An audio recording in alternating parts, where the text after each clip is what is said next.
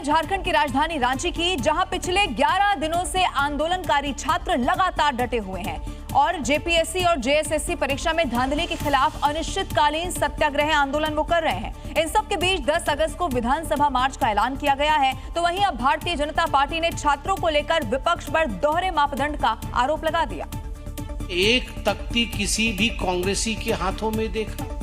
BJP ने विपक्ष पर बड़ा हमला बोलते हुए आरोप लगाया कि विपक्ष राज्य में छात्रों के प्रदर्शन पर पूरी तरीके से मौन है। झारखंड के एग्जाम को लेकर जेपीएससी एग्जाम, जो 14वां जेपीएससी एग्जाम हुआ था, पब्लिक सर्विस कमीशन का एग्जाम झारखंड का, जिसमें पेपर लीक हुई थी, उस विषय में एक तख्ती किसी भी कांग्रेसी के हाथों में देखा। राज्य में छात्रों के प्रदर्शन को लेकर जी न्यूज शुरुआत से ही छात्रों के हक की लड़ाई में उनके साथ खड़ा है। राज्य में हजारों छात्रों ने परीक्षा में धांधली के खिलाफ जो आंदोलन की मसाल जलाई, वो धीरे धीरे बढ़ती जा रही है। इसी बीच प्रदर्शनकारी छात्रों ने विधानसभा मार्च का ऐलान किया है। जानकारी के मुताबिक 10 अगस्त को विधानसभा का घेराव करने का प्लान है, जिसके तहत प्रदर्शनकारी छात्रों ने सभी जिलों के छात्रों से विधानसभा घेराव में शामिल होने की अपील की। तय योजना के मुताबिक जेएस मुंडा स्टेडियम में सभी छात्र एकजुट होंगे और एक साथ विधानसभा की ओर कूच करेंगे। तो वहीं दूसरी तरफ मामले की जांच को लेकर सियासत भी शुरू हो गई। फिलहाल जिस तरीके से छात्र आंदोलन बढ़ रहा है, उससे यही लग रहा है कि जब तक सरकार मांगों को मान नहीं लेती, आंदोलन की ये मशाल जलती रहेगी। इधर हरियाणा के फरीदाबाद की बात करते हैं, जहां से एक दिल दहला देने वाली वारदात सामने आ गई है। सिकरौना गांव के एक निजी स्कूल में दिन दहाड़े एक महिला शिक्षिका संध्या की नकाबपोश हमलावर ने चाकू गोदकर बड़ी बेरहमी से हत्या कर दी। आरोपी अमित पिछले 2 साल से मृतका को परेशान कर रहा था और लगातार पीछा छुड़ाने की कोशिश कर रही शिक्षिका से वो रंजिश रखता था। सोमवार सुबह तकरीबन 9:30 बजे मुंह ढककर फरीदाबाद के स्कूल पहुंचा आरोपी खुद को मृतका का पति बताकर अंदर घुसा और घात लगाकर चाकू से हमला किया। आरोपी ने महज 32 सेकंड के भीतर संध्या पर ताबड़तोड़ 34 वार किए। क्योंकि संध्या ने अपना पीछा छुड़ाने के लिए आरोपी की पुलिस से शिकायत की। बीच बचाव करने पहुंचे स्कूल चेयरमैन को भी आरोपी ने घायल कर दिया और मौके से फरार हो गया।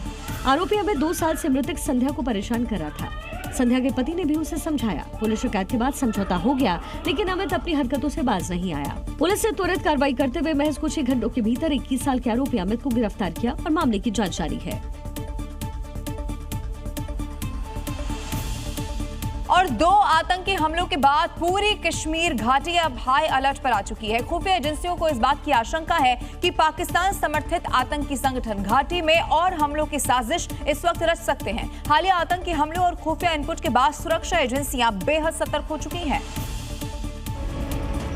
दक्षिण से लेकर उत्तर तक पूरी कश्मीर घाटी इस वक्त हाई अलर्ट पर है। घाटी में पिछले कुछ दिनों में हुए 2 बड़े आतंकी हमलों के बाद सुरक्षा एजेंसियां पूरी तरह से सतर्क हैं।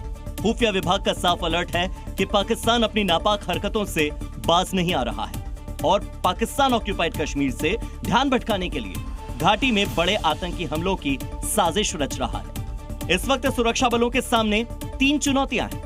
पहली, आतंकियों के नापाक मंसूबों को नाकाम करना। दूसरी, सावन के महीने में चल रही पवित्र अमरनाथ यात्रा की सुरक्षा। और तीसरी चुनौती, आने वाले स्वतंत्रता दिवस के जश्न को पूरी तरह से सुरक्षित और शांतिपूर्ण बनाना। अनंतनाग और कुलगाम में हुए कायराना हमलों के बाद सुरक्षा एजेंसियों ने अब तक 3300 से ज्यादा संदिग्ध ओवरग्राउंड वर्कर्स को हिरासत में ले लिया है।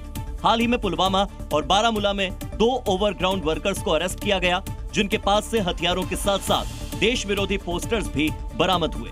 कि 15 अगस्त यानी कि स्वतंत्रता दिवस के जश्न के खत्म होने तक कश्मीर में सुरक्षा का ये कड़ा पहरा यूं ही जारी रहेगा। ब्यूरो रिपोर्ट, जी मीडिया। पंजाब के फाजिल्का में बारिश के बीच सिस्टम की एक बड़ी लापरवाही सामने आ गई, जहां सड़क पर भरे पानी के नीचे छिपे गहरे गड्ढे में बाइक समेत 2 युवक गिर गए। हालांकि गनीमत ये रही कि मौके पर मौजूद लोगों ने तुरंत उन्हें निकाल लिया। ये पूरी घटना सीसीटीवी कैमरे में कैद हुई। विकास के दावों की पोल खोलती ये तस्वीरें पंजाब के जलालाबाद के अग्रवाल स्ट्रीट से आई है। जरा देखिए, सड़क पर भरा हुआ बारिश का पानी नहीं बल्कि सिस्टम की लापरवाही का गहरा कुआं है, जिसमें ये 2 युवक अपनी बाइक समेत समा गए। आसपास मौजूद लोगों ने तुरंत दौड़ करके दोनों को सुरक्षित निकाला। सवाल यह है कि जब मरम्मत का काम चल रहा था तो मौके पर बैरिकेडिंग और चेतावनी के पर्याप्त इंतजाम क्यों नहीं थे? सीवर लीकेज ठीक करने के नाम पर बिना किसी बैरिकेडिंग के 8 फीट गहरा गड्ढा खुला किसने छोड़ा? क्या प्रशासन किसी बड़े हादसे का इंतजार कर रहा था? अगर लोग समय पर मदद के लिए नहीं पहुंचते तो यह हादसा जानलेवा भी साबित हो सकता था। बहरहाल पेपर लीक की तरह ही ऐसा लगता है कि पूरा सिस्टम ही लीक है, क्योंकि दावे तो हर साल बड़े बड़े होते हैं, लेकिन उसके बावजूद हालात नहीं बदलते और हादसों का शिकार आम आदमी ही होता है।